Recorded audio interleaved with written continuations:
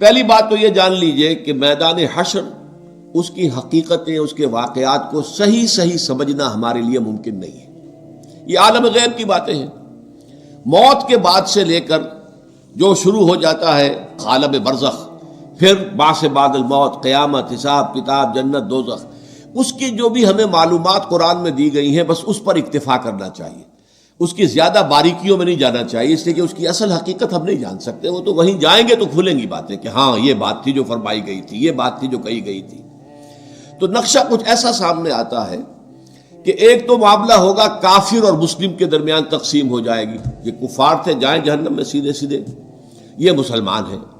اب مسلمانوں میں پھر واقعی جو سچے مسلمان ہیں اور جو جھوٹ موٹ کے مسلمان بنے ہوئے، ان کے دل میں حقیقی ایمان نہیں ہے، منافق ہیں، اب ان میں بھی ایک سکریننگ کی جائے گی، ایک چھلنی لگائی جائے گی تاکہ منافق ایک طرف رہ جائیں اور جو اہل ایمان حقیقی ہے وہ آگے نکل جائے۔ یہ جو چھلنی ہے اس کو پل صراط کہتے ہیں ہم اپنی زبان میں، اور یہ صراط ایک پل ہوگا، بہت تنگ سا پل، اور اس پہ شدید اندھیرا ہوگا، اور یہ جہنم کے اوپر ہوگا، نیچے جہنم دہک رہی ہوگی اور اس کے اوپر سے یہ پل صراط ہے، اور اس اندھیرے کے اندر ظاہر بات ہے کہ ٹھوکر کھا کے گر پڑنا جہنم کے اندر، یہ بالکل قرین قیاس ہے۔ لیکن جو صاحب ایمان ہوں گے دنیا سے، جو ایمان کی اور اعمال صالحہ کی روشنی لے کر آئے تھے، ان کے دل میں سے بھی روشنی نکلے گی،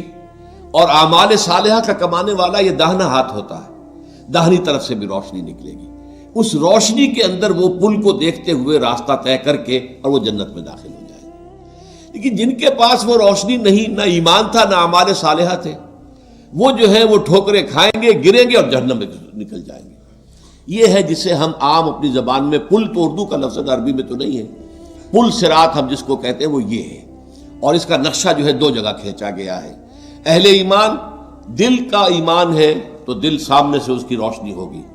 اور اگر داہنی طرف جو ہے اعمال صالحہ ہے تو داہنی طرف روشنی، دونوں جگہ پر۔ اور یہ بات بڑی اہم ہے، قرآن مجید میں جو اہم ترین مضامین ہیں وہ کم سے کم دو جگہ ضرور آتے ہیں، یہ میں نے بارہا آپ کو بیان کیا ہے، اس کو تلاش کرنا ہوتا ہے، اور پھر ایک مقام سے دوسرے مقام پر روشنی پڑتی ہے، اس کی مزید شرح حاصل ہو جاتی ہے، اس کے بارے میں کوئی ایک پہلو جو ایک جگہ واضح نہیں تھا دوسری جگہ واضح ہو جاتا ہے۔ چنانچہ سورہ حدید میں واضح ہو جاتا ہے کہ یہ منافقین کو چھلنی میں اسے نکالنے کے لیے در حقیقت اللہ تعالیٰ یہ پروسیس کرے گا۔ اس کی حقیقی شکل کیا ہوگی یہ تو وہیں جا کر معلوم ہوگا، لیکن یہ کہ دو مقامات پر اس کا تذکرہ اجمالاً میں نے اس کا نقشہ آپ کے سامنے کھینچ دیا ہے۔